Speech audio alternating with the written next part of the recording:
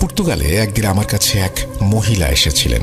ওনাকে দেখে বেশ ধনী বলে মনে হচ্ছিল আমার দরবারে এসে উনি আমার সামনে 10,000 পর্তুগিজ ইউরো রেখে বললেন, এই নিন টাকা, এখন আপনি আমার কাজটা করতে বাধ্য।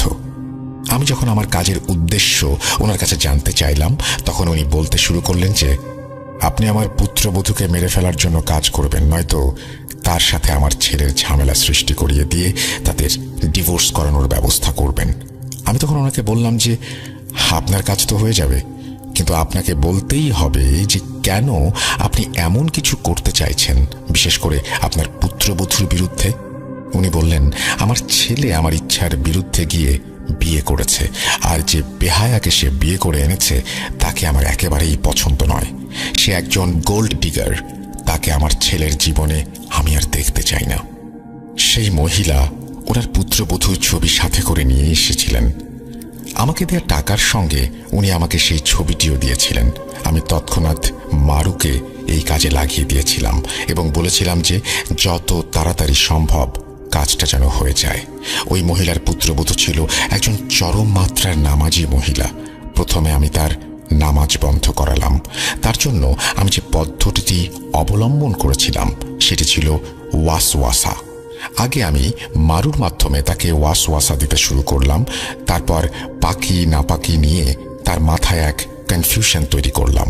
সে প্রথমে 1 ওয়াক্ত নামাজ পড়া ছেড়ে দিল, তারপর 2 ওয়াক্ত। ঠিক যখনই তার ঈমান দুর্বল হতে লাগলো, আমি তখনই তার ওপর প্রভাব বিস্তার করতে শুরু করলাম।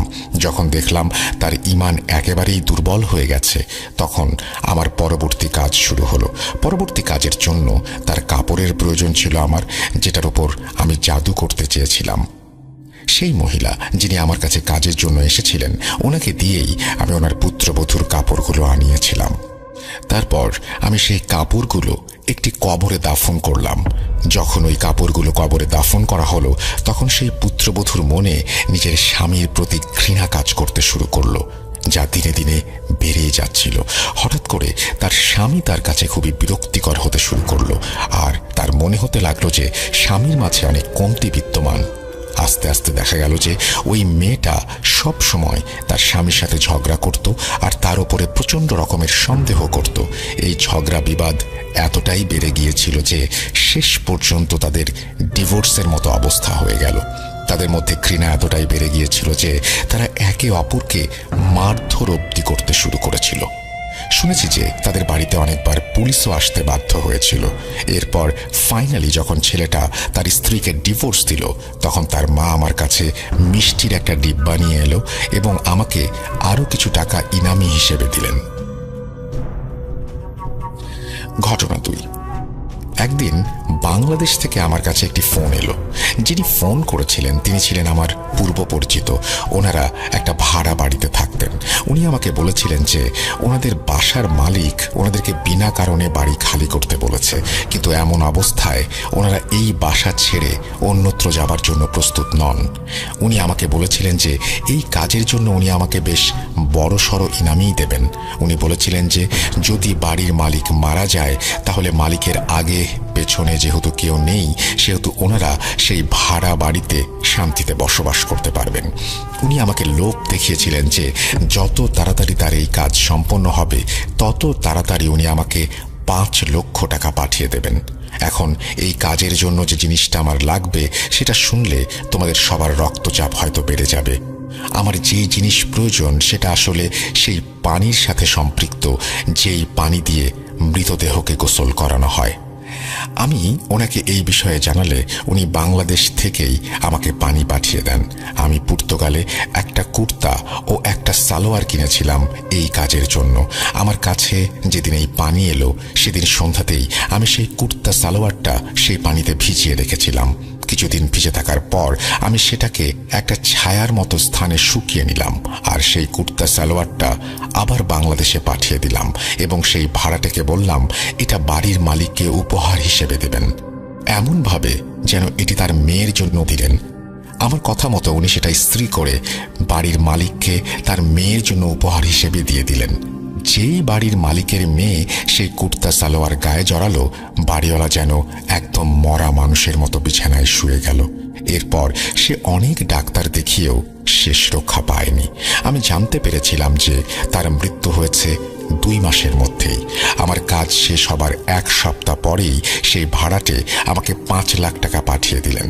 আর উনি যদি আমাকে টাকা না পাঠাতেন তাহলে ওনার জানা ছিল যে ওনার অবস্থাও সেই বাড়ির মালিকের থেকে ভিন্ন কিছু হবে না। ঘটনা 3। তৃতীয় ঘটনাটি হলো একজন সৎ মায়ের। সেই সৎ মায়ের 3টি সন্তান ছিল, যাদের মধ্যে একজন কন্যা সন্তান ছিল ওনার হাজবেন্ডের প্রথম স্ত্রীর সাথে। এখন ওনার এই ভয় ছিল যে যদি ওনার স্বামী মারা যান তাহলে সম্পত্তিতে সৎ কন্যারও অংশ থাকবে। সেই অংশটা যেন মেয়েটা না পায়, এই কাজ করার জন্য সে আমার কাছে এসেছিল। উনি এই কাজের জন্য আমাকে 10 লাখ টাকার লোভনীয় অফার দেন। আমি জি হুজুর বলে কাজটা হাতে নিলাম। আমি ওনার কাছ থেকে 2 লক্ষ টাকা অগ্রিম নিলাম আর ওনাকে 2টা ডিম দিয়ে বললাম যে এই ডিমগুলো আপনার সৎ মেয়েকে খাওয়াতে হবে। উনি ডিমগুলো নিয়ে বাসায় চলে গেলেন। এরপর যখনই ওনার মেয়ে সেই ডিমগুলো খেলো, আমার সামাইল তার উপর হামলা করে দিল আর মেয়েটাকে আস্তে আস্তে পাগল বানিয়ে দিল। সেই মেয়েটা পাগল হয়ে সারাদিন ধরে নিজের শরীরের ওপর ছুরি, কাঁটা, ব্লেড দিয়ে জখম করতে লাগলো। তাকে বাধা দিতে গেলেও সে কারোরই হাতে আসতো না। তার বাবা যেহেতু ধনী ছিল, প্রথমে মেয়েটিকে উনি ডাক্তারের কাছে নিয়ে গেলেন, কিন্তু যখন পরিস্থিতি হাতের বাইরে চলে গেল তখন তাকে মানসিক হাসপাতালে ভর্তি করাতে হলো। আর যখনই সে হাসপাতালে ভর্তি হয়ে গেল আমার জন্য সে সহজ শিকারে পরিণত হলো। আমি তাকে মানসিকভাবে আরও দুর্বল করে দিলাম। যখন সে পুরোপুরি আমাদের আয়ত্তের ভেতরে চলে এলো তখন সে একদিন কোনোভাবে একটা ছুরির ব্যবস্থা করে সেটা নিজের গলাতেই চালিয়ে দিল। হাসপাতালের লোকেরা ভেবেছিল সে আত্মহত্যা করেছে, কিন্তু আমি আর তার সৎ মা এই ব্যাপারগুলো ভালো করে জানতাম যেটা কার কাজ। ঘটনা 4। চতুর্থ ঘটনা একজন রাজনীতিবিদের, যিনি তার প্রতিপক্ষের এক নেতার ওপর জাদু করতে চেয়েছিলেন। এটা তখনকার কথা যখন আমি বাংলাদেশে ছিলাম। উনি একদিন আমার কাছে এলেন এবং আমাকে তার সব সমস্যার কথা বলতে শুরু করলেন। উনি বলেছিলেন ওনার প্রতিপক্ষ যদি মারা যায় তাহলে উনি সহজেই নির্বাচনে জয়লাভ করতে পারবেন। ওনার কথা শুনে আমি ওনার কাছে ওনার প্রতিপক্ষ নেতার ছবি চাইলাম। যখন উনি আমাকে ওই বিরোধী প্রার্থীর ছবি দিলেন তখন আমি ওনাকে বলেছিলাম যে ওনার কাজ তো হবে, কিন্তু বদলে ওনাকে আমার 10 লাখ টাকা দিতে হবে। উনি আমার কথায় রাজি হয়ে গেলেন। এরপর আমি আমার কাজ শুরু করে দিলাম। কিন্তু কাজ শুরু করার কিছুদিনের মাথায় জানতে পারলাম সেই প্রতিপক্ষ কোনো এক জাদুকরের কাছ থেকে নিজের জন্য প্রোটেকশন নিয়ে নিয়েছেন আমার কাজের বিরুদ্ধে। সেই জাদুকরের বেশ কিছু জিন তার সিকিউরিটির জন্য নিযুক্ত ছিল, যা আমি আস্তে আস্তে বুঝতে পারলাম। আমার জিন যখন তাদের ওপর আক্রমণ করলো তখন বেশ ভালোই সংঘর্ষ হলো তাদের মাঝে। এই লড়াই হাতে হাতে লড়াই নয়, বরং জাদুকরদের মাঝে একে অপরের সাথে জ্ঞানের লড়াই। যখন আমি ওই জাদুকরের সাথে লড়ছিলাম তখন আমি বুঝতে পারলাম যে আমি দুর্বল হয়ে পড়ছি। ওই সময়ে ওই জাদুকরের সাথে লড়াই করাটা আমার জন্য নিছক বোকামি ছাড়া আর কিছুই ছিল না। আমার নিজের জীবন বিপদের মুখে পড়ে যাচ্ছিল বলে আমার মনে হচ্ছিল। তখন আমি সেই রাজনীতিবিদকে একদিন আমার কাছে ডেকে বললাম, এই কাজটা খুব বেশি কঠিন, এখন আমার 10 লাখ টাকা নয় বরং 20 লাখ টাকা লাগবে। উনি তাতেও রাজি হয়ে গেলেন। এখন আমাকে এই কাজের জন্য এমন কিছু করতে হবে যেন আমি ওই বিরোধী প্রার্থীর জিনদের ধরতে পারি, যারা সেই প্রতিপক্ষ প্রার্থীর সুরক্ষার কাজে নিয়োজিত ছিল। এটা ছিল 1.5 সপ্তাহের মহা কঠিন এক কাজ, যা আমি এরপর অনেক সহজেই সম্পন্ন করলাম।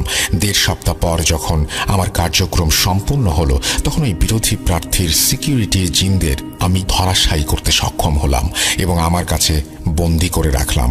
এখন যতক্ষণ না তারা আমার অধীনে আছে ততক্ষণ কেউই তাদের এই বন্দি দশা থেকে মুক্তি দিতে পারবে না। এরপর আরেকটি কাজ আমি করেছিলাম, সেটা হলো আমার অধীনস্থ জিনদের মাধ্যমে ওই জাদুকরকে মেরে ফেললাম, কারণ সে ভবিষ্যতে আমার ক্ষতির কারণ হতে পারে। এক ঢিলে 2 পাখি মারা হলো। আমার চাল বুঝতে পারল না কেউই, আমার ভবিষ্যৎ সিকিউরিটিও হয়ে গেল। সেই জাদুকর ভেবেছিল যে প্রথম যুদ্ধে হেরে যাওয়ার পর আমি এই কাজ থেকে হয়তো সরে গিয়েছি, কিন্তু আমি তাকে ঘুমের মধ্যে মেরেছিলাম, কারণ যদি সে জাগ্রত থাকতো তাহলে তাকে মেরে ফেলার কাজটা অনেক কঠিন কঠিন হয়ে যেত। এখন আমার লক্ষ্য ছিল সেই বিপক্ষ দলীয় প্রার্থী, যিনি সেই রক্ষাকারী জিনদের চলে যাওয়ার পর পুরোপুরি আমার জন্য সহজ টার্গেটে পরিণত হয়েছিল।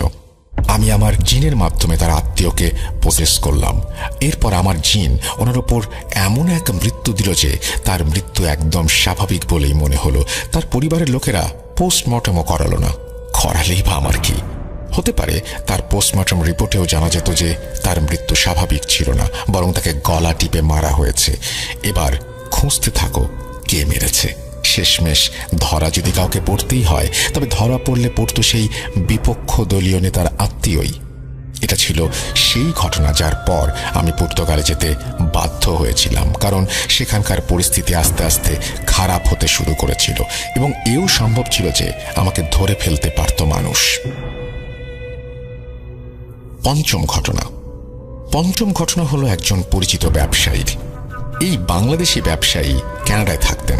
ওনার একজন প্রতিদ্বন্দ্বী ব্যবসায়ী আমার কাছে আসেন এই কামনা নিয়ে যে উনি সেই কানাডা প্রবাসীর ব্যবসা শেষ করতে চান। এরপর যখন উনি আমাকে টাকা দেওয়ার প্রস্তাব করলেন, আমি সঙ্গে সঙ্গে রাজি হয়ে গেলাম। এখন আমার সেই কানাডার ব্যবসায়ীর সকল তথ্যের প্রয়োজন। শুধু কালো জাদু করতে চাওয়া ব্যক্তিটি আমাকে সেই কানাডার ব্যবসায়ীর ও তার মায়ের ছবি এনে দিলেন। ওনার মায়ের নাম আর ওনার নামও বললেন। আমি আমার জিনের দলকে সেখানে পাঠালাম যাতে তারা দেখতে পারে যে কোনো জাদুকর ওনার রক্ষায় নিয়োজিত আছে কিনা। যখন জানতে পারলাম যে সে এসব জাদুতে বিশ্বাস করে না, তখন উনি আমার সহজ শিকারে পরিণত হয়ে গেলেন। আমি জিনের মাধ্যমে ওনার ওপর জাদু করতে শুরু করলাম। ওনাকে জাদু করা মিষ্টি খাওয়ালাম আর ওনার চায়ের মধ্যে ছাগলের রক্তের কয়েক ফোঁটা দিয়ে দিলাম। এই যে কাজগুলোর কথা আমি বলছি, সেই সব কাজ আমার সেই জিনগুলোই করেছিল। আমি এসব কাজ করে ওনার মস্তিষ্ক এমনভাবে নিয়ন্ত্রণ করছিলাম যে উনি সঠিকভাবে যেন কোনো ব্যবসায়িক সিদ্ধান্ত নিতে না পারেন। সঠিক সিদ্ধান্ত না নেয়ার কারণে ওনার ব্যবসায় বেশ কিছু ক্ষতি হয়ে গেল। আমার জিনও ওনার ওপর সবসময় নজর রাখত। যে কোনো সঠিক কাজ করতে গেলে তাকে সেখান থেকে পথভ্রষ্ট করে দেওয়া হতো। কয়েক মাস পর সে এত বড় ব্যবসায়ী রাস্তায় এসে দাঁড়িয়েছিল। বেচারা এত বড় ক্ষতি সহ্য করতে না পেরে মানসিক ভারসাম্য হারিয়ে ফেলল। শোনো, ঘটনা তো অনেক আছে। যদি তুমি বলো তবে আমি শুনিয়ে দিতে পারি। আমার কাছে তো অনেক ধরনের মানুষ আসে। আমি যে দাবি করছি ঘটনার শুরুতে, সেই দাবি আমি পুনরায় করছি। যদি তোমাদের বা তোমাদের শ্রোতাদের আমার দাবি মানতে অস্বীকৃতি থাকে বা যদি মনে করো যে সব ঘটনা ভুয়া, তাহলে একটা কাজ করো। যদি তোমাদের মধ্যে কেউ আমাকে পরীক্ষা করতে চাও, আগেই বলেছিলাম, এখানে তিনি আবারও বলেছেন যে যদি আপনি সন্দিহান হন, এরপরে তিনি যেটা বলেছেন সেই পদ্ধতির কথা, তিনি আপনাকে বিশ্বাস করাতে সক্ষম যে এই পদ্ধতির মাধ্যমে আপনি আসলেই আর সন্দেহ রাখবেন না। যাই হোক, আমি সেটা স্কিপ করে গেলাম। এই জাদুকরণী মহিলা সেদিনের মতো ওনার ঘটনা শেষ করলেন। প্রিয় লিসেনার্স, কি ভাবছেন? ঘটনা শেষ? হ্যাঁ শেষ, তবে অর্ধেক। বাকি অর্ধেক শুনবেন না? যেমনটা আমি ঘটনার শুরুতে বলেছিলাম যে আমি এবার 2 পার্টে একই সাথে বলবো, একই ইমেলে লিখব শুধুমাত্র আপনাদের জন্য, আমি ঠিক তেমনটাই করতে যাচ্ছি। জাদুকরণীর এসব ঘটনা সেদিনের মতো শেষ করে আমি ঘটনাটি উনি যতটুকু বলেছিলেন ততটুকু লিখে সেদিনের মতো ঘুমানোর প্রস্তুতি নিলাম। এখন আমি আপনাদের সঙ্গে আমার ব্যক্তিগত অভিজ্ঞতা শেয়ার করতে চাই। যেদিন আমি এই ঘটনাগুলি লিখে ঘুমানোর জন্য শুয়ে পড়লাম, সেদিন রাতে ভোর 4:43 আমার ঘুম ভাঙল। আমি দেখলাম যে আমি মনে হয় উল্টো হয়ে আমার বুক বিছানার দিকে দিয়ে শুয়ে আছি। হঠাৎ মনে হলো আমার শরীরের নিচে থাকা তোষকটা যেন নড়ছে আর বুকটা ধরফর করছে। এতটা বেগে ধরফর করছিল যে মনে হচ্ছিল আমার শরীর কাঁপছে। আমি ভাবছিলাম যে এভাবে সবকিছু কাঁপছে কেন। আমার মাথায় এলো যে ভূমিকম্প হচ্ছে না তো আবার। আমি আমার ঘরের দরজার দিকে তাকালাম। মনে হচ্ছিল দরজাটা কাঁপছে খটখট আওয়াজ করে। হঠাৎ মনে হলো আমার কোমরের ওপর থাকা কম্বল কেউ ধরে টেনে নিয়ে যাচ্ছে। এসব বিষয়ে রিসার্চ করতে করতে মাঝে মাঝে ভয় জিনিসটা তেমন ছিল না। আমি বিছানা থেকে উঠে ডাইনিং রুমের দিকে গেলাম। ফ্যানের দিকে তাকিয়ে দেখলাম যে ফ্যান তো একেবারে স্থির, ভূমিকম্প তো হচ্ছে না। আমি বেসিনে মুখ ধুয়ে আমার ঘরের বারান্দায় গিয়ে একটা সিগারেট ধরালাম। রাত তখন 4:58। আমি সিগারেট খেয়ে রুমে ফিরে লাইট অফ করে আবার বিছানায় এসে শুয়ে পড়লাম। একটু তন্দ্রা আসতেই আবার সেই একই অনুভূতি, ভূমিকম্প, কেউ আমার কম্বল ধরে টেনে নামিয়ে নিয়ে যাচ্ছে। আমি এবার বিরক্ত হয়ে উঠে ঘরের লাইট অন করে দরজার সামনে দাঁড়ালাম। দরজা খুলে আমি বাইরে গিয়ে এমন এক দৃশ্য দেখলাম যা আমার কল্পনার অতীত। আমার ঘরের সামনেই যেন 50-60টা তেলাপোকা উল্টো হয়ে পড়ে আছে। আমি ভেবেছিলাম এগুলো হয়তো মৃত। আমি আমার রুমে এসে দেখি আমার রুমের মেঝেতে এমন আরও 50-60টা তেলাপোকা। বিছানার দিকে তাকিয়ে দেখলাম বিছানার মশারির ওপরেও মৃত তেলাপোকা। আমি হতভম্ব হয়ে দাঁড়িয়ে রইলাম। একটু পর ফজরের আজান দেবে। আমার আম্মু নামাজের জন্য উঠলেন। আমার রুমের সামনে এসে উনি আমাকে জিজ্ঞেস করলেন, কিরে, তোর রুমের বাইরে এত তেলাপোকা মরে পড়ে আছে কেন? আমি ওনাকে বললাম, রুমের ভেতরে আসো। উনি আমার রুমের ভেতরে এসে আমার মতো একটা শক খেলেন। এরপর উনি আমাকে জানালেন এটা অসম্ভব, কারণ বাসার কোনো রুমেই তেলাপোকা মরার কোনো মেডিসিন প্রয়োগ করা হয়নি। এরপর আমার মা ঘর ঝাড়ু দেবেন ভেবে ফুলের ঝাড়ু নিয়ে আমার রুমে উপস্থিত হলেন। আশ্চর্যজনকভাবে ঝাড়ুটার স্পর্শ পেয়ে প্রতিটি তেলাপোকা সোজা হয়ে দৌড়ে কোথায় পালিয়ে গেল। এই ঘটনার ব্যাখ্যা আমার আজও জানা নেই। আছে শুধু প্রশ্ন, যদি তেলাপোকা মারার মেডিসিন দেয় তাহলে এরা কেন মারা গেল না? আর যদি সারা ঘরে মেডিসিন দেয়া হয়, শুধুমাত্র আমার ঘরের সামনেই কেন এরা আসবে? ভূমিকম্প ছাড়া আমার ঘরের দরজা কিভাবে কাঁপলো? তর্কের খাতিরে যদি মেনেও নেই যে এসব নিছকই আমার মনের কল্পনা, তাহলে আমার আম্মু যা দেখলেন সেটা কি সত্যি না? আমি জানি না। ঘটনা 1। একদিন আমার দরবারে একজন মহিলা এসে হাজির হলেন। ওনাকে দেখে যেন খুবই বিমর্ষ মনে হচ্ছিল আমার। এটা তখনকার ঘটনা যখন আমি বাংলাদেশেই থাকি। সেই মহিলা আমার সামনে দাঁড়িয়ে কাঁদছিলেন এবং হাত জোর করে বলছিলেন যে ওনার পরিস্থিতি কতটা খারাপ। ওনার স্বামী কোনো চাকরি বা কাজ পাচ্ছিল না, ছেলেদের কোথাও চাকরি হচ্ছিল না। মনে হচ্ছিল যে ওনাদের বাড়ি থেকে সুখ পুরোপুরি পালিয়ে গেছে। উনি বলেছিলেন যে ওনার ঘরের চারপাশে পরিষ্কার করলেও নোংরা ময়লা পড়ে কিছুক্ষণের ভেতর আবার দুর্গন্ধ হয়ে যায়। এত নোংরা আবর্জনা কোথা থেকে আসে কেউ জানে না। ওনাদের আলমারিগুলোর ভেতরে থাকা কাপড়গুলো কেউ যেন ব্লেড দিয়ে কেটে চলে যায়। না, ওনাদের মেয়েদের জন্য ভালো কোনো সম্পর্ক আসছে না। ওনাদের ছেলেদের চাকরি বা বিয়ে হচ্ছে না। ওদের বিয়ের সম্পর্ক এলেও কোনো না কোনো অজুহাতে সেই বিয়ে বাধা পড়ে। প্রথম দিন আমি সেই মহিলাকে এড়িয়ে চললাম এবং ওনাকে ওনার বাড়ি পাঠিয়ে দিয়েছিলাম, কারণ আমি জানতাম যে ওনার পরিবার খুবই গরিব আর ওনার পক্ষে আমার চিকিৎসার খরচ বহন করা সম্ভব নয়। কিন্তু কিছু সপ্তাহ পর উনি আমার কাছে আবার ফিরে এলেন এবং একেবারে আমার পায়ের কাছে পড়ে গেলেন। উনি কাঁদতে কাঁদতে বলেছিলেন যে ওনার মেয়ের শরীরে কাটা দাগ পড়েছে এবং ওনার মেয়ের মুখ দিয়ে কেউ পুরুষালী কণ্ঠে কথা বলছে আর অনবরত ওনার মেয়ে পাগলের মতো আচরণ করছে, এমনকি নিজেকে মারারও চেষ্টা করছে। তোমাদের এখানে একটু বলে রাখি, আমি কোনো ইস্তেখারা করি না। যদি কাউকে চেক করতে হয় যে তার সাথে কোনো সমস্যা আছে কিনা, আমি আমার জিনদের পাঠিয়ে চেক করি, দেখি কোনো সমস্যা আছে কি নেই। আর হ্যাঁ, তোমাকে গতদিন হয়তো আমি আমার জিনদের নাম বলিনি। আসলে আমার অধীনে থাকা কয়েকজন জিন আছে, তাদের মাঝে 4 জন খুবই বিশেষ আমার জন্য। আমি বেশিরভাগ কাজ এই 4 জনের মাধ্যমে করে থাকি।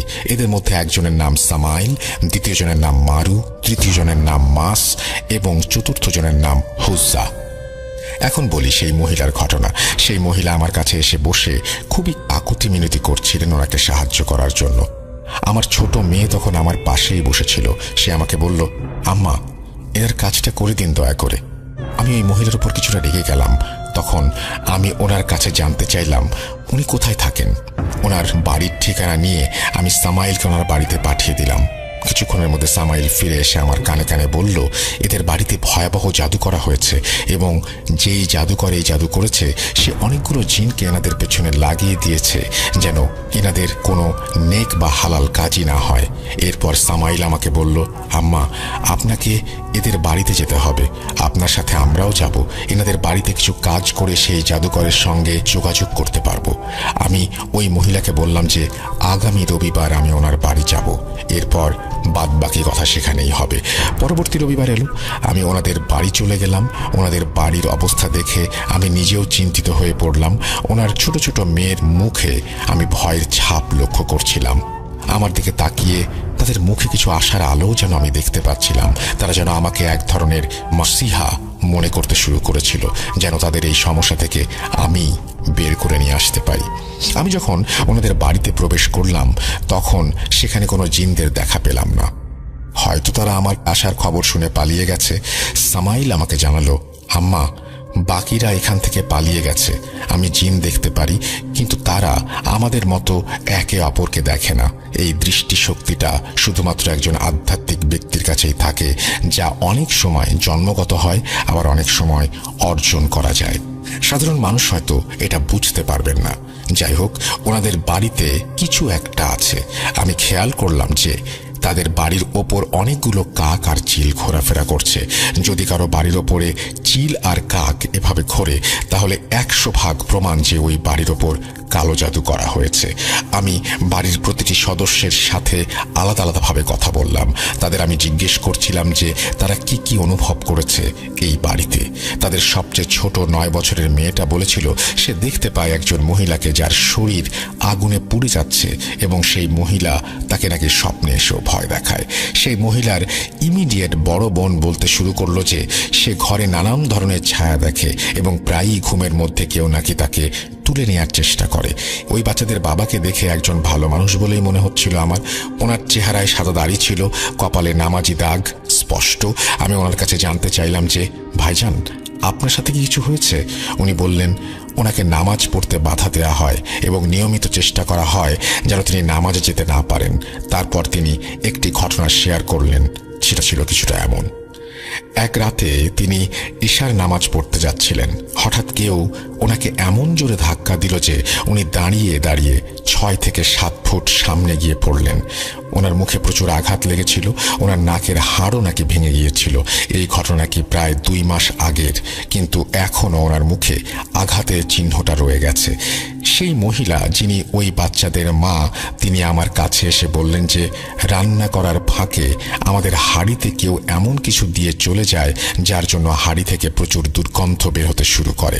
আমরা অনেক চেষ্টা করেছি, কিন্তু কিছুই বুঝতে পারিনি যে আসলে এই কাজটা কে করেছে।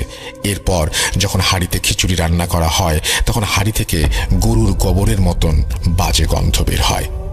আমি এসব শুনে ওনার মেয়ের সাথে দেখা করতে চাইলাম, যার শরীরে কাটা দাগ ভেসে উঠেছিল আর যার ওপর জিন হাজির হয়েছিল। আমি সেই মেয়ের ঘরে ঢুকতেই দেখলাম যে সে একদম অযত্নে ঘুমাচ্ছে, কিন্তু আমার ঘরে ঢোকার সাথে সাথেই সে বিছানায় উঠে পড়ল। আমি তার চোখের দিকে তাকিয়ে দেখলাম, আমার মনে হলো তার মধ্যে কিছু একটা অবশ্যই আছে। সে বিছানা থেকে লাফ দিয়ে উঠে আমাকে আক্রমণ করতে চেষ্টা করলো, কিন্তু মাঝপথেই সামাইল আর মারু তাকে ধরে ফেলল।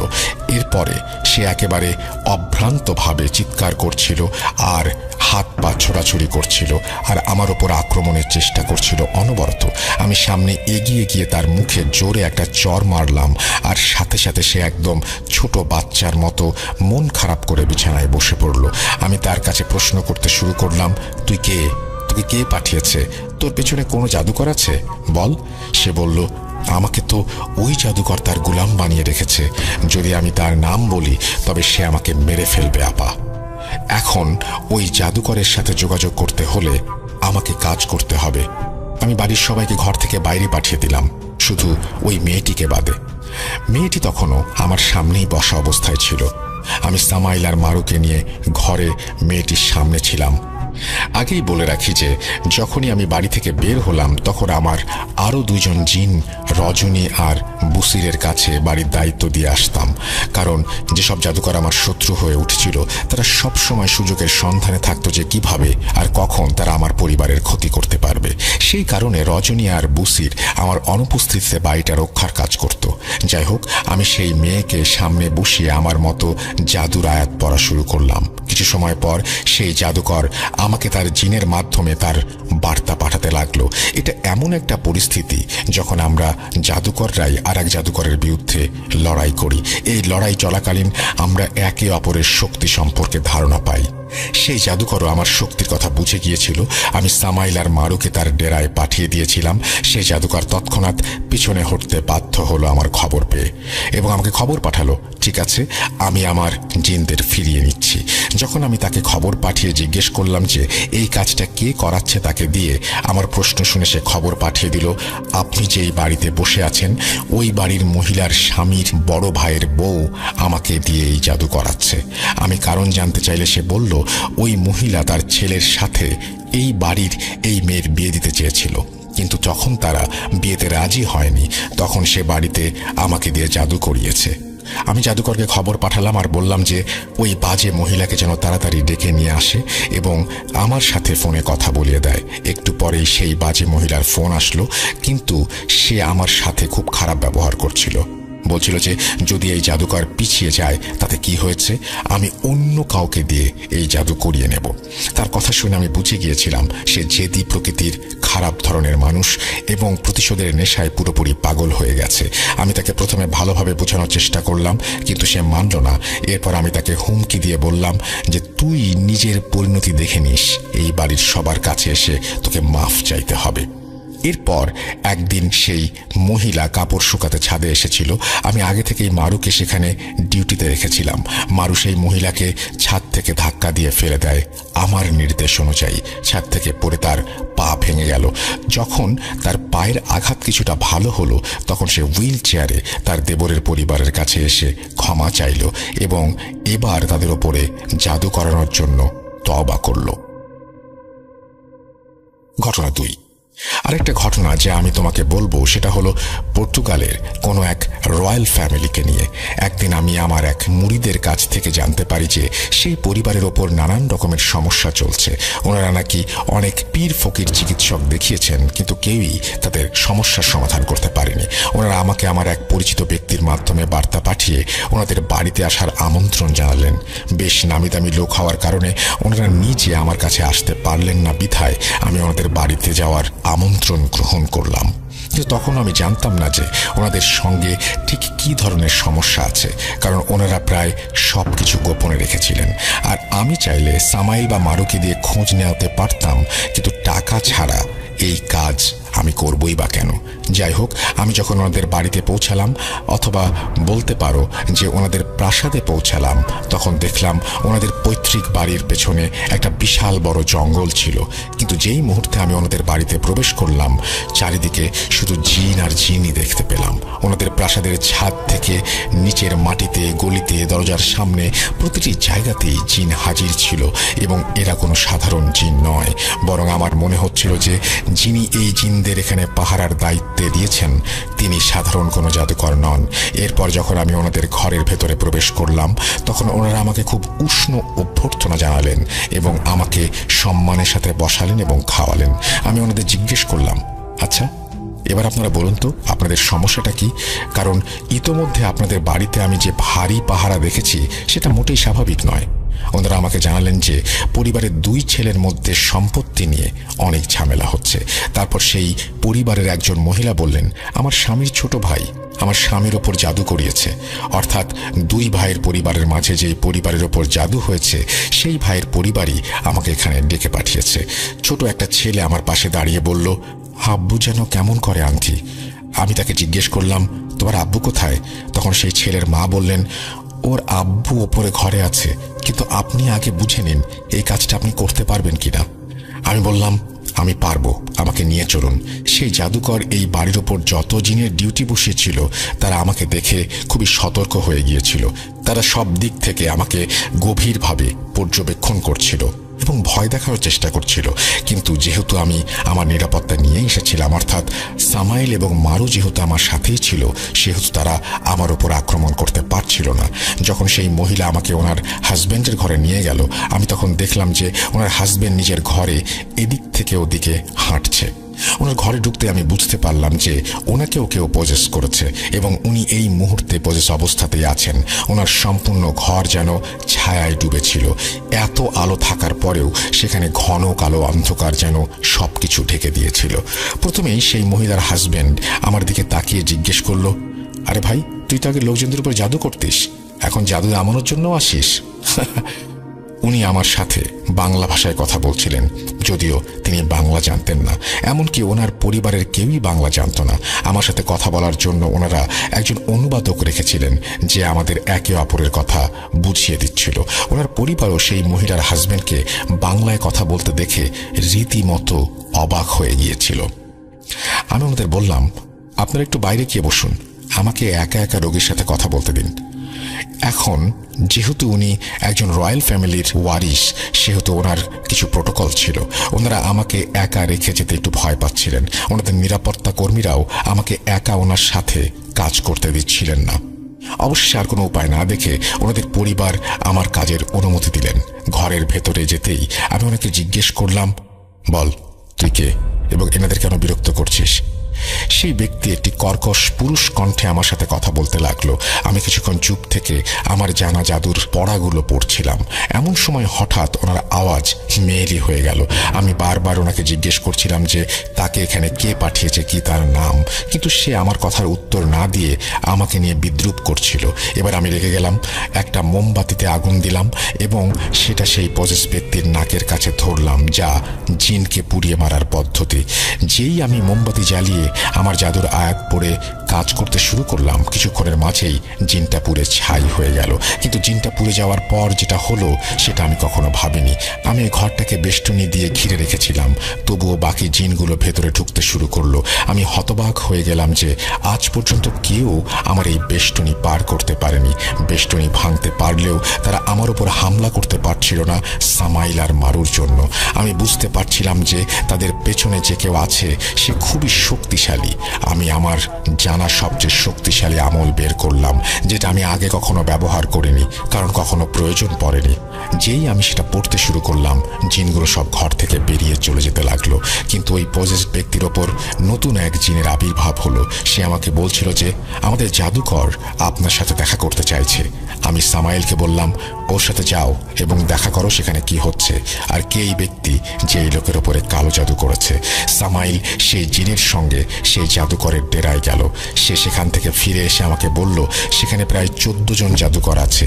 এটা একটা আফ্রিকান দেশ যেখান থেকে এই জাদু করা হচ্ছে।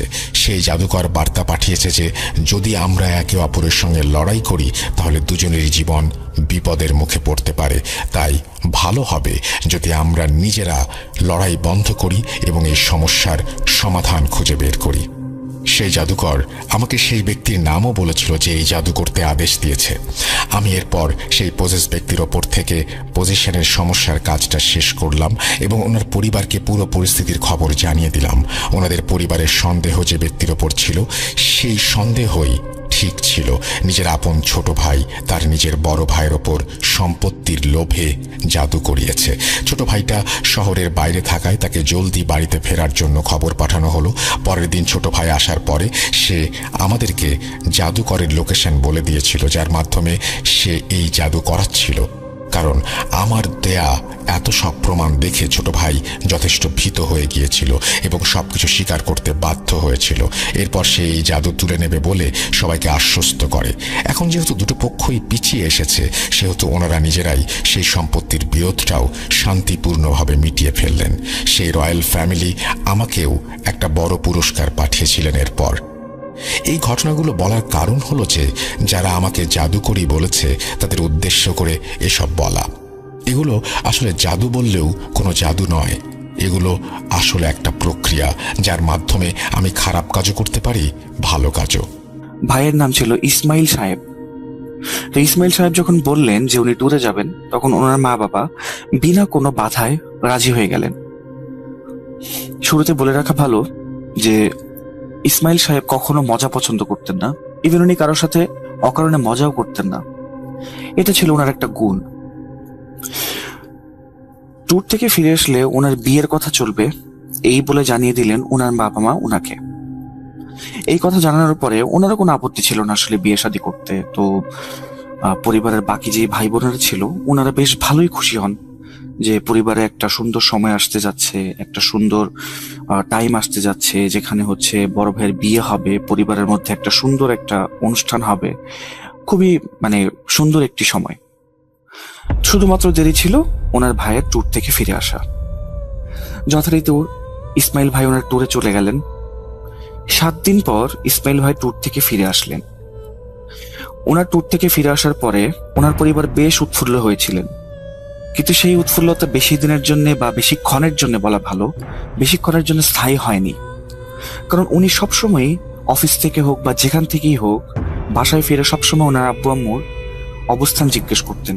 যে আব্বু তুমি কেমন আছো, আম্মু তুমি কেমন আছো, বা ভাইদেরকে খোঁজ নিতেন যে তোমরা কেমন আছো, বোনদের সাথে কিছুক্ষণ কথাবার্তা বলতেন। কিন্তু এবার ট্যুর থেকে ফেরার পরে উনি কারোর সাথে কোনো কথা না বলে একেবারে ডিরেক্ট উনার নিজের রুমে গিয়ে দরজায় তালা লাগিয়ে দিলেন। এই অবস্থা দেখে পরিবারের বাকি সদস্যরা মোটামুটি অবাক হয়ে যান যে এটা কি হলো। ইসমাইল তো কখনোই এরকম করে না। ও তো বাসায় এসে সবার আগে হচ্ছে মানুষের স্বাস্থ্য সম্পর্কে জিজ্ঞেস করেন, বাসায় থাকা সকল মানুষের। তো আজকে এটা কি হলো আসলে? যাই হোক, ওনারা চিন্তা করলেন যে ও হয়তো বা টায়ার্ড, এই কারণে হচ্ছে ও আজকে ঘুমাবে, এই কারণে নিজের রুমে চলে গেল, হয়তো বা খাওয়া দাওয়া করে এসেছে বাহির থেকে। সেদিনের মতো উনি ঘুমিয়ে গেলেন। তো আশরাফুল সাহেব যিনি ঘটনা বলছেন, উনি বললেন কি যে ভাই কি রাতে খাওয়া দাওয়া করবে না? ওনার আম্মুকে উনি বললেন যে আমি তাহলে ভাইকে ডেকে নিয়ে আসি।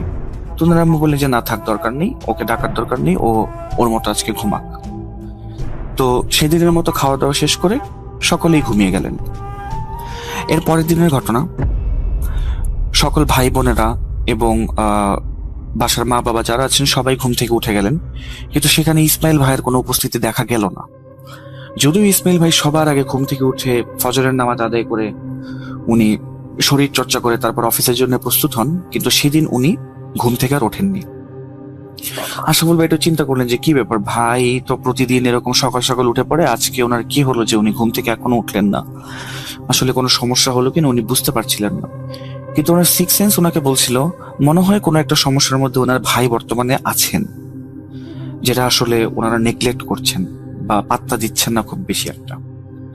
যথারীতি চিন্তা ভাবনা বাদ দিয়ে ওনাদের ভাই বোনেরা সকলে মিলে স্কুলে চলে গেলেন, কেউ কলেজে চলে গেলেন, ওনার বাবাও ওনার চাকরি ক্ষেত্রে চলে গেলেন। দুপুর 2টার দিকে যখন আশরাফুল ভাই ফিরলেন বাসায়, তখন উনি দেখলেন যে ওনার ভাইয়ের দরজা তখনও বন্ধ। উনি ওনার মার কাছে গেলেন, ওনার মাকে বললেন যে মা, ভাই কি এখনো ঘুম থেকে ওঠে নাই? ওনার মা বললেন যে না বাবা, তোমার ভাই তো এখনো ঘুম থেকে ওঠে নাই, কি যে হচ্ছে, আমার খুবই চিন্তা হচ্ছে তোমার ভাইকে নিয়ে। এরপরে আশরাফুল ভাই ইসমাইল ভাইয়ের রুমের সামনে গিয়ে ওনাকে ডাকাডাকি শুরু করলেন, কিন্তু কোনো সারা শব্দ পাওয়া যাচ্ছিল না। কোনোভাবেই ডাকাডাকির ফলে কোনো সারা শব্দ ওনার ছিল না। এরপরে ইসমাইল ভাই চিন্তা করলেন কি যে ভাইয়ের আবার ভেতরে কিছু হয়ে গেল কিনা। ওনার মাও বেশ চিন্তিত অবস্থায় ছিলেন। আস্তে আস্তে পরিবারের বাকি সদস্যরা ফিরে আসতে শুরু করলেন এবং আশরাফুল ভাই ওনার বাকি ভাইদেরকে নিয়ে ইসমাইল ভাইয়ের দরজাটা ভেঙে ফেললেন। দরজা ভেঙে ভেতরে ঢুকে দেখেন যে ইসমাইল ভাই তখনও ঘুমাচ্ছেন, মোটামুটি প্রায় নাক দিকে ঘুমাচ্ছেন উনি। উনি অনেকবার হচ্ছে ইসমাইল ভাইকে ডাক দিলেন, সাড়া লাগালেন যে ভাই কি ব্যাপার, তুমি এখনো ঘুম থেকে ওঠো না, কি কারণে, কি সমস্যা, তোমার কি হয়েছে বলো। ইসমাইল ভাই একটু করে চোখটা খুললেন এবং বললেন কিছু, তোমাদের কি সমস্যা? আমার যে ঘুম আসছে তোমরা কি দেখতে পাচ্ছ না? আমি ঘুমাচ্ছি, আমাকে ঘুমাতে দাও, আমি পরে ঘুম থেকে উঠবো, তোমরা এখন যাও। ওনার মা সহ বাকি ভাই বোনেরা সবাই ইসমাইল ভাইয়ের রুম থেকে বেরিয়ে চলে এলেন। কিছুটা স্বস্তি বোধ করছিলেন ওনারা যে ইসমাইল ভাইয়ের কিছু হয়নি বা উনি সুস্থ অবস্থাতেই আছেন। ইসমাইল ভাইয়ের মা চিন্তা করছিলেন কি যে ও অফিস আজকে হয়তো এই কারণে যায়নি, কারণ ওর শরীরটা হয়তো বেশি একটা ভালো নেই, ও হয়তো বাবার ছুটিয়ে নিয়েছে, তো ঘুমাক, সমস্যা নেই। সেই দিন উনি মোটামুটি প্রায় রাত 9টা পর্যন্ত ঘুমিয়েছিলেন এবং যখন রাত 9টা বাজে তখন ইসমাইল ভাইয়ের বাবা বাড়ি ফিরে আসলেন। বাড়ি ফিরে এসে উনি আশরাফুল ভাইকে ডেকে জিজ্ঞেস করলেন, তোমার ভাই কি এখনো ঘুম থেকে ওঠেনি? আশরাফুল ভাই বললেন যে না, আমার ভাইয়া তো এখনো ঘুম থেকে ওঠেনি, ওকে কি ডাক দিব? তো ওনার বাবা বললেন যে হ্যাঁ, তোমার ভাইকে গিয়ে ডাকো। আর ইসমাইল ভাইয়ের আব্বু ওনার আম্মুকে বলেন কি যে বুশরা, তুমি হচ্ছে আজকে আমাদের খাবারটা ছাদে দিয়ে দাও, কারণ আজকের ওয়েদারটা খুব সুন্দর, হালকা হালকা বাতাস আছে, আমরা ছাদে বসেই খাবো। ইসমাইল ভাই এবং আশরাফুল ভাইয়ের আম্মুর নাম ছিল বুশরা এবং ওনার বাবার নাম ছিল মুস্তাকিম সাহেব। তো মুস্তাকিম সাহেবের কথা শুনে ইসমাইল সাহেবের আম্মু ছাদের মধ্যে সবার বসার একটা ব্যবস্থা করলেন। সেই অনুযায়ী খাবার দাবারের ব্যবস্থা করা হলো, একটু একটু করে খাবার দাবার আসছে যখন, তখন মুস্তাকিম সাহেব ওনার ছেলে আশরাফুল সাহেবকে বললেন কি যে তুমি এবার তোমার ভাইকে ডেকে নিয়ে এসো। তো উনি যখন ওনার ভাইকে ডাকতে গেলেন, ওনার ভাই বললেন কি যে হ্যাঁ তোমরা যাও, আমি আসছি।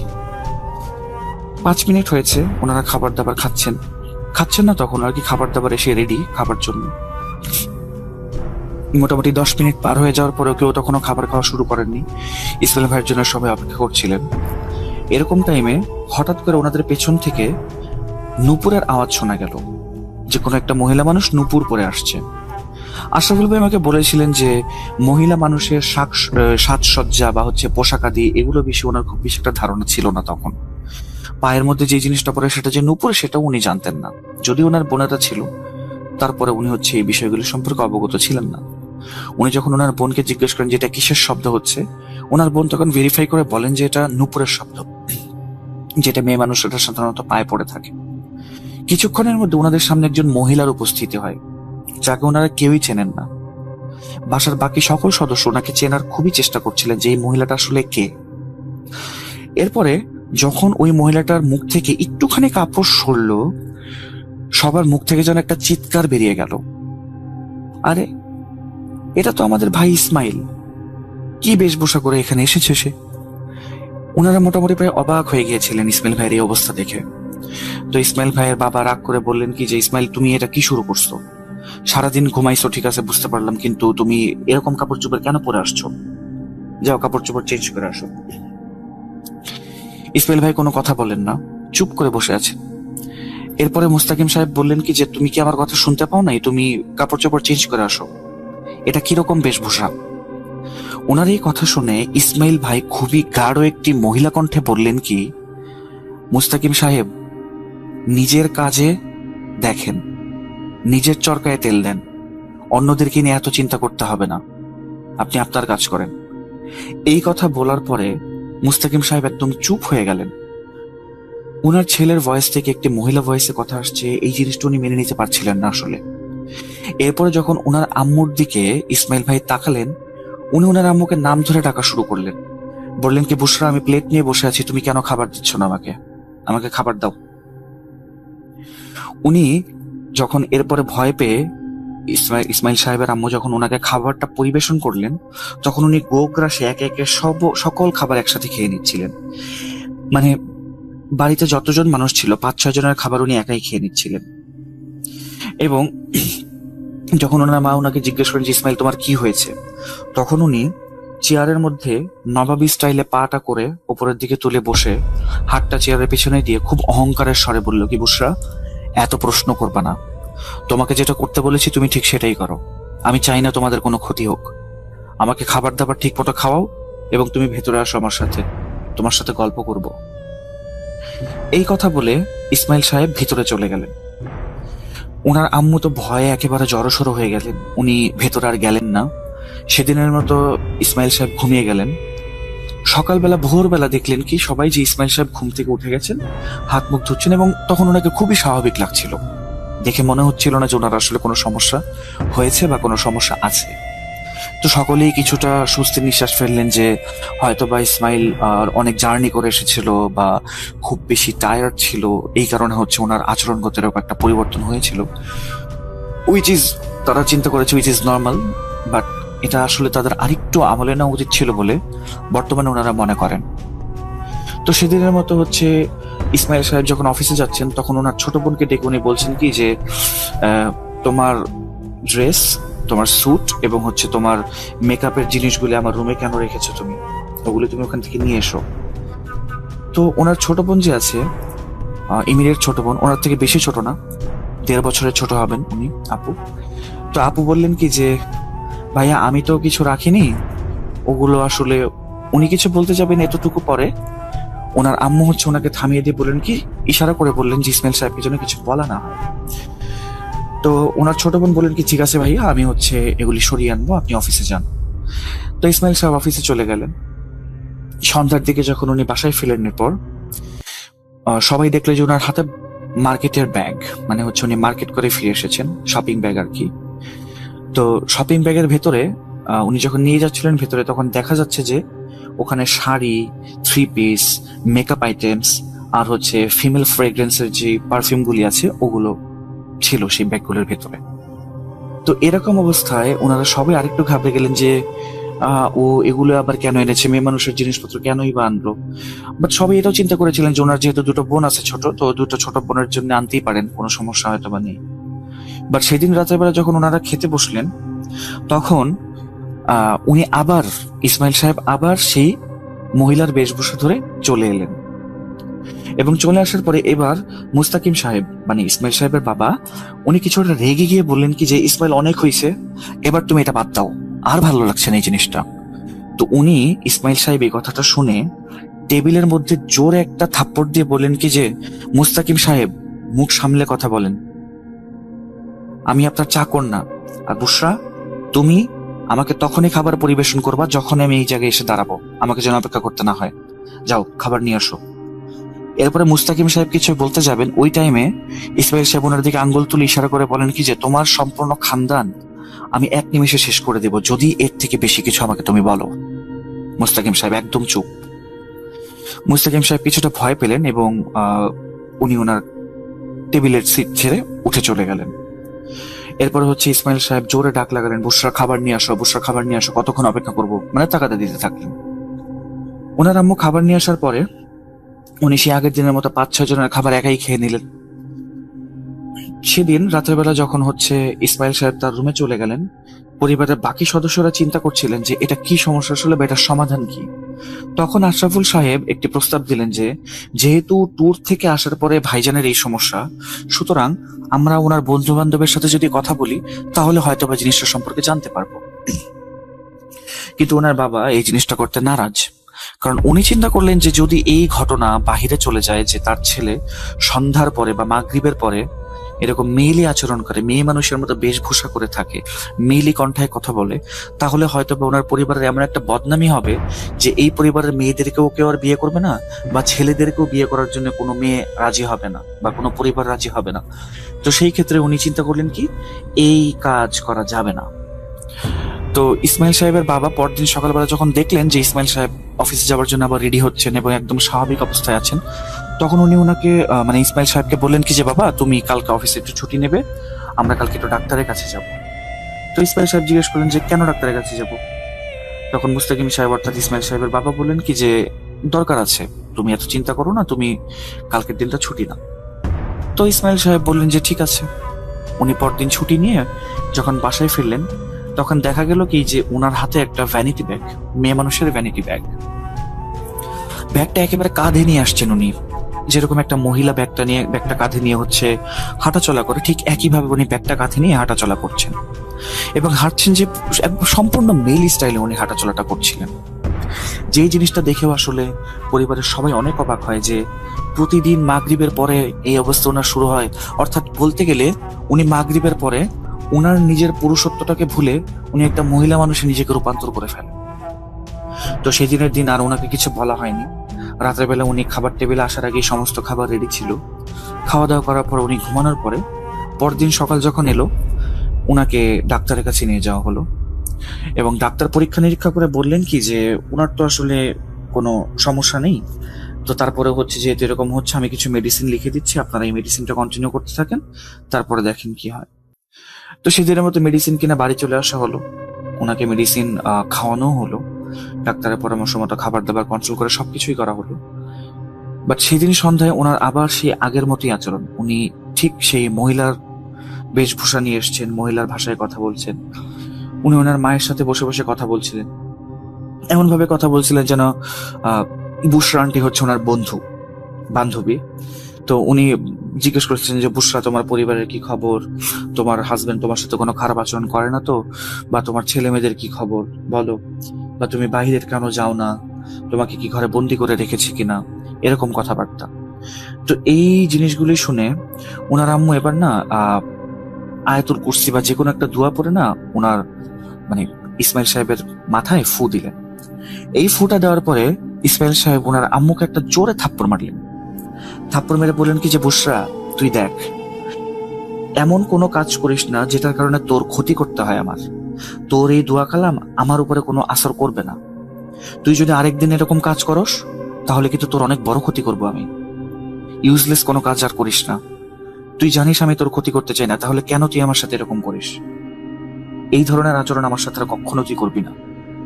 এই কথা বলে উনি ওনার আম্মুকে বললেন কি বুশরা তুই এখন রুম থেকে বেরিয়ে যা। ওনার আম্মু যখন রুম থেকে বেরিয়ে গেলেন তখন উনি সেদিনের মতো ঘুমিয়ে গেলেন। তো মুস্তাকিম সাহেব ওনার ছেলের এরকম আচরণে খুবই চিন্তিত, পরিবারের সবাই খুবই চিন্তিত। তো উনি আবার এও চিন্তা করছিলেন যে আমি যে কোনো হুজুরের কাছে নিয়ে যাব, এই ঘটনাটা যদি এলাকায় ছড়িয়ে যায় তাহলে তো সমস্যা। আর সন্ধ্যার সময় এই অবস্থার পরে যে ডাক্তারের কাছে নিয়ে যাব, তখন যদি ও মহিলার ড্রেসে থাকে, তখন এলাকার মানুষ দেখলে আরেক সমস্যা। কি যে করি কিছুই বুঝতে পারছি না। ওনার এরকম একটা চিন্তা ভাবনা ছিল। উনি একদিন এরকম দিন কাটতে লাগলো। একদিন উনি মনের কষ্টে ওনার অফিসের একজন কলিগের সাথে এই বিষয়ে কথা বললেন। উনি বললেন কি, আমার পরিচিত একজন ডাক্তার আছে, মনোবিজ্ঞানী, সাইকিয়াট্রিস্ট। উনি আসলে ওনার রেপুটেশন যথেষ্ট পরিমাণে ভালো, আপনি ওনাকে দেখাতে পারেন একবার।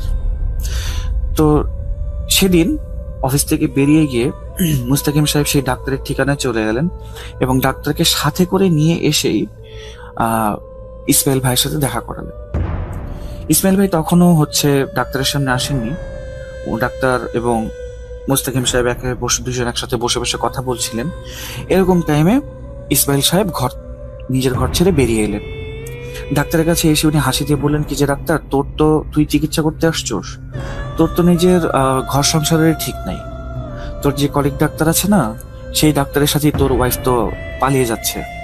তুই তো জানিসই, নিজের ঘর আগে সামলা, নিজের বউয়ের মানসিক সমস্যাটা আগে সমাধান কর, এরপরে আমার সমস্যার সমাধান করতে আসিস। যা, ওঠ এখান থেকে, যা। এই কথা বলে উনি ওনার আম্মুকে ডাক দিলেন যে, বুশরা, আমার খাবারের সময় হয়েছে, আমার জন্য খাবার নিয়ে এসো।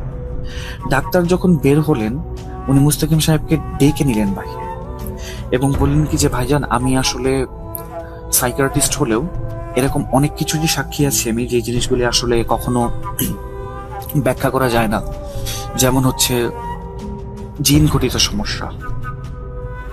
এই কথা শুনে মুস্তাকিম সাহেব অনেকটা আকাশ থেকে পড়লেন, কারণ ওনাদের আসলে জিন রিলেটেড কোনো সমস্যার বিষয়ে কখনো মাথায় আসেনি এবং ওনারা এই বিষয়ে জানতেনও খুবই কম। তো ওনারা কিছুটা ভয় পেলেন, মুস্তাকিম সাহেব আর কি কিছুটা ভয় পেলেন। ভয় পেয়ে বললেন কি যে, এখন কি করণীয়?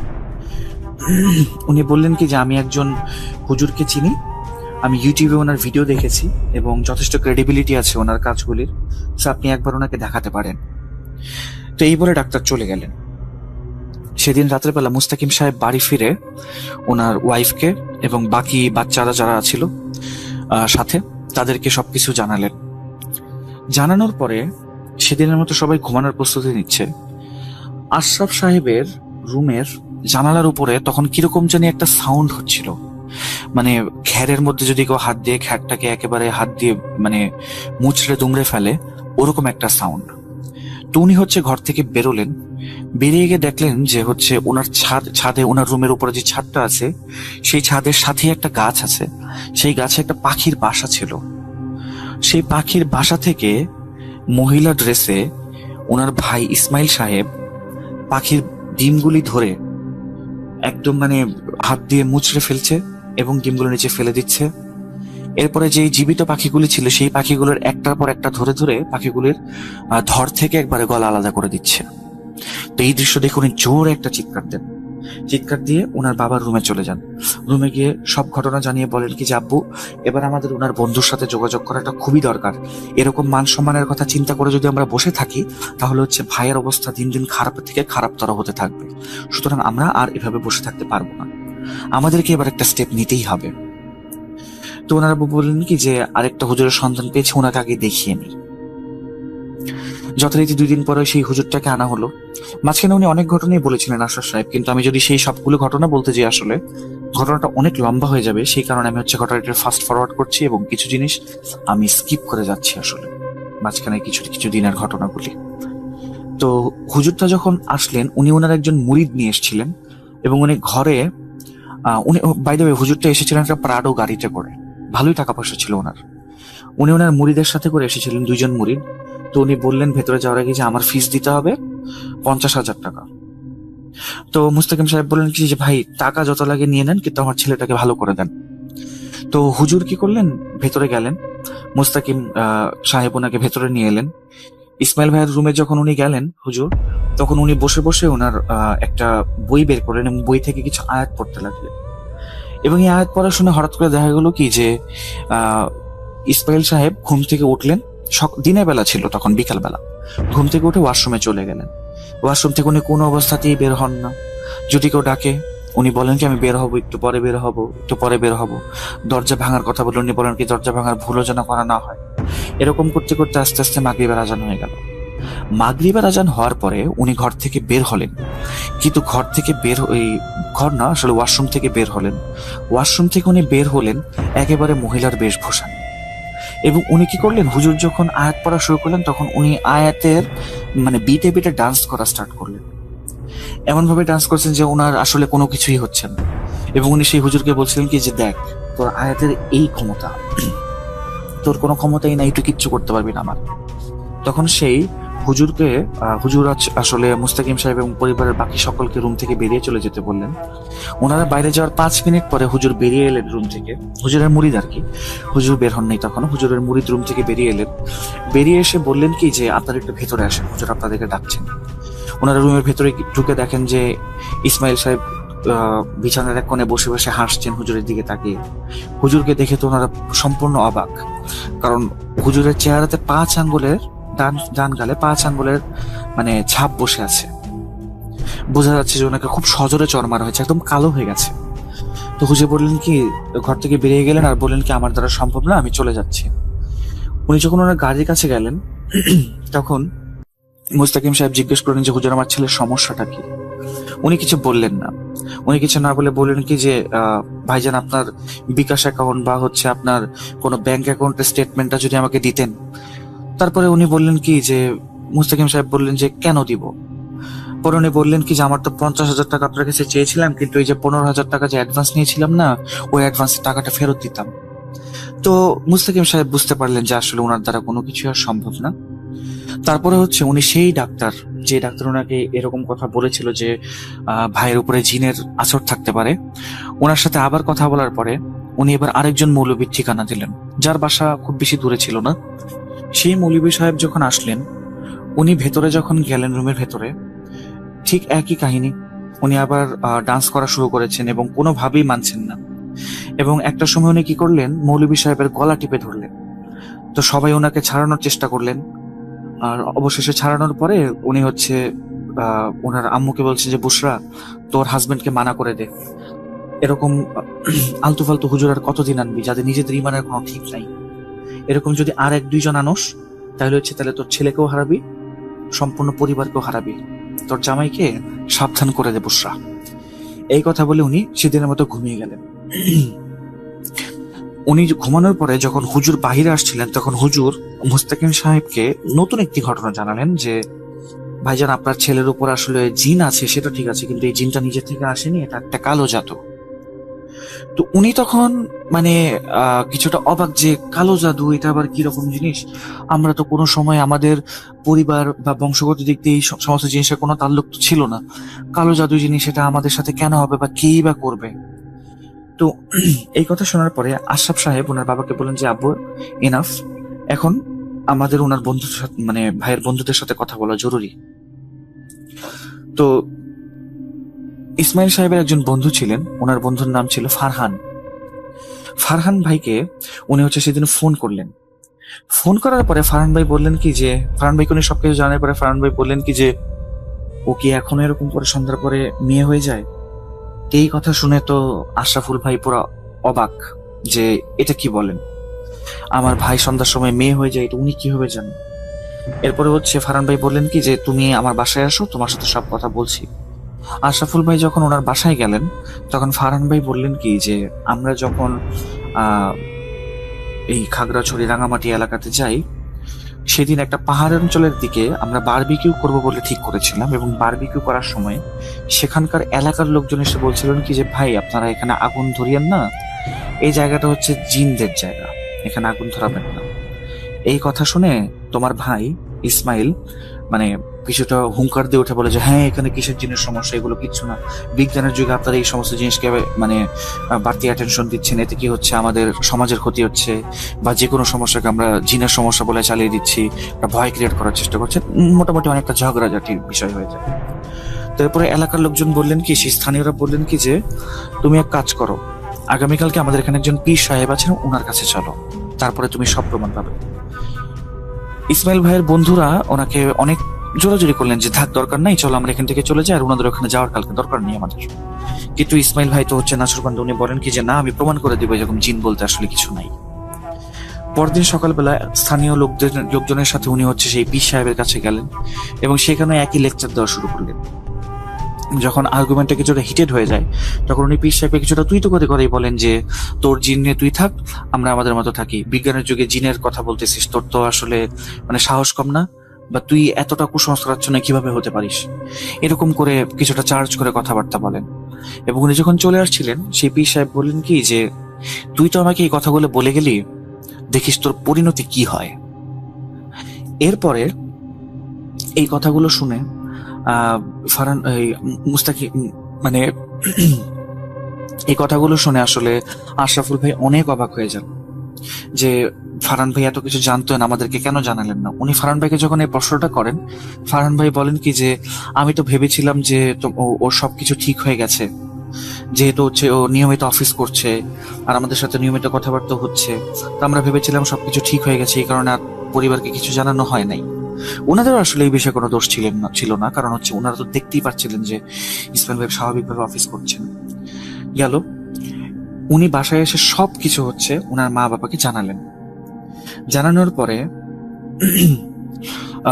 সন্ধ্যার দিকে না, সেই দিনও হচ্ছে ইসমাইল ভাই অনেকটা বিকালের দিকেই ফিরে আসলেন অফিস থেকে। ফিরে আসার পরে উনি হচ্ছে ওনার বোনকে বলছেন, ছোট বোনকে, যে তোমার কাপড় চোপড় তুমি প্রত্যেক দিন আমার রুমের মধ্যে রাখো, সমস্যাটা কি আসলে আমাকে বলো। তো উনি এবার ওনার ভাইকে কনফ্রন্ট করলেন সামনাসামনি গিয়ে যে ভাই এই জিনিসগুলো আসলে তুমিই করো, সন্ধ্যার পরে মাগরিবের পরে তুমি একটা মহিলা মানুষের রূপ নিয়ে নাও, এরকম আচরণ করো। ইসমাইল ভাই সোফাতে বসলেন এবং বসে বললেন কি যে হ্যাঁ তোমার কথাটা ঠিক আছে, আমি নিজেও মাঝে মাঝে এই জিনিসটা খেয়াল করি যে মাগরিবের আগ পর্যন্ত আমার সমস্ত মেমোরিজ থাকে, এরপর আমার মনে হয় যে আমি ঘুমিয়ে গেছি এবং সকালবেলা অফিসে যাওয়ার জন্য ঘুম থেকে উঠেছি। এরপরে যখন ওনাকে জিজ্ঞেস করা হলো খাগড়াছড়ি বা বান্দরবনের দিকে যে ওনারা গেলেন রাঙামাটির দিকে, ওখানের ঘটনাটা ওনাকে জিজ্ঞেস করা হলো, উনি আদ্যপান্ত সবকিছু খুলে বললেন। তো ওনার বাবা ডিসিশন নিলেন যে ওনাকে নিয়ে সেই পীরের আস্তানায় আবার যাবেন এবং ওনার সাথে গিয়ে কথা বলবেন। তো সেই অনুযায়ী হচ্ছে পরের 2 দিন পরে ব্যাগ ট্যাগ সবকিছু প্যাকিং করে একটা প্রাইভেট কার ভাড়া করে ওনারা নিজেরাই সেখানে চলে গেলেন। ইসমাইল ভাই, ওনার আম্মু, ওনার আব্বু এবং আশরাফ ভাই, এই 4 জন চলে গেলেন।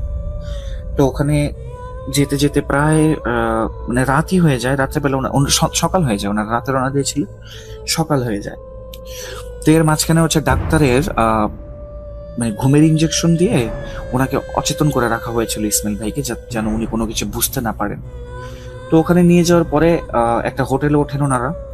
মোটামুটি সকালে দুপুরের দিকে ওনার হোশ ফেরার পর ওনাকে যখন জিজ্ঞেস করা হয় যে ওনার আস্তানাটা কোথায় ছিল, 2-3 ঘন্টা ড্রাইভ করে আবার সেই আস্তানায় যাওয়া হয়। এবং সেই পীর সাহেব যখন ইসমাইল ভাইকে ঢুকতে দেখেন ভেতরে, ওনার আস্তানার ভেতর, উনি বলতে থাকেন যে কিরে, কি অবস্থা তোর? বলছিলাম না তোর অবস্থা খুব খারাপ হবে, খারাপ হয়েছে জন্যই তো আবার আমার কাছে আসছস, বল কি চাস। তখন ওনার পরিবারের সকলেই পীর সাহেবের কাছে ক্ষমা চাইলেন যে হুজুর আমাদেরকে মাফ করে দেন, আমার ছেলে আসলে না জেনে একটা ভুল করেছে, ও আসলে মানুষ হিসেবে খুবই ভালো, কিন্তু একটা ভুল করেছে, বিশ্বাস করতো না, ক্ষমা করে দেন। ইসমাইল ভাই নিজে ওনার কাছে ক্ষমা চাইলেন এবং ক্ষমা চাইবার পরে উনি হচ্ছে ইসমাইল সাহেবকে ডাক দিলেন, ওনার সামনে বসালেন, বসিয়ে যখন মাথায় হাত দিলেন তখন ওনার শরীরের জন্য অস্বাভাবিকভাবে কাঁপুনি দিতে শুরু করলেন। 2-3 মিনিট কাঁপুনি যাওয়ার পরে উনি কিছুটা মানে উনি নর্মাল হয়ে যান। এরপরে পীর সাহেব বলেছিলেন কি যে জীবনে যাই করো, কখনো এই ধরনের জিনিসগুলি নিয়ে মজা করবে না, এই ধরনের জিনিসগুলি নিয়ে কখনো হচ্ছে বিদ্রুপ করবে না। তোমাদের সায়েন্স দুনিয়াতে অনেক উপরে চলে গেছে, চাঁদে চলে গেছে, মঙ্গল গ্রহে চলে গেছে, কিন্তু দুনিয়াতে এরকম কিছু জিনিস আছে যেগুলোর মোকাবেলা তোমাদের সায়েন্স আসলে করতে পারে।